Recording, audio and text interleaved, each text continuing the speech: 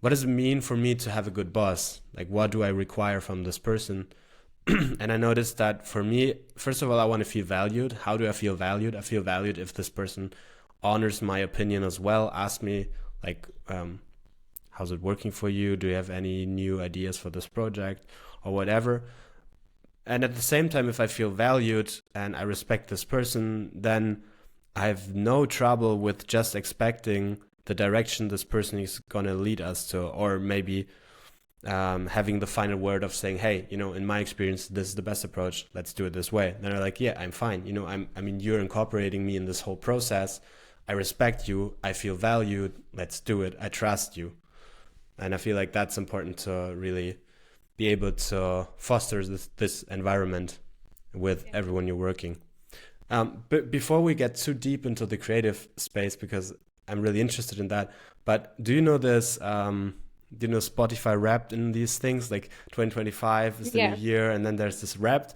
And I thought about this idea of just asking you, your life Wrapped. I want to know like the key aspects of how you got to the point where you're at right now, because I feel like there are some interesting stories to tell. So maybe you can give me some Carmen Wrapped in whatever 5 to 10 minutes or something like that. In what topic? Like related to creative or related to related to what like I feel is related to important to you, but still, when you ask me what's your rap, then I immediately jump into how my mindset kind of changed and what came after these changes. Like often there's like a new thought that's come into my head. Maybe I need a change, or I'm not really happy with the place I'm at, and then this manifests itself into my life because I'm moving to another city, or I'm approaching a new career path, or I'm starting the podcast or whatever. This is kind of how it goes for me, if you would ask me. So yeah, just feel free, whatever you feel like has value in it for you in your life.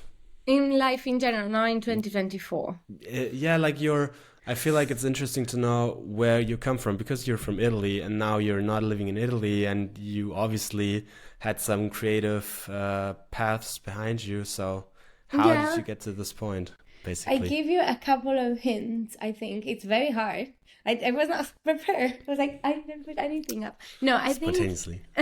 Okay, the first thing I will say that yes, I'm from Italy and I'm from a really small city. And when I had the opportunity to study in a bigger city that was Milan, I didn't know what to study because I always knew I wanted to do something creative. But at that time, the most creative career was to fashion design. So I start fashion design, and when I finished, I thought that to work for that in that industry was not creative at all.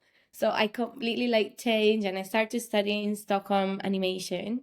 So I think for me, like one key point was what the idea of a creative career was in back when I was 18, and then understanding that the industry that I wanted to kind of get in was not the creative way that I was expecting.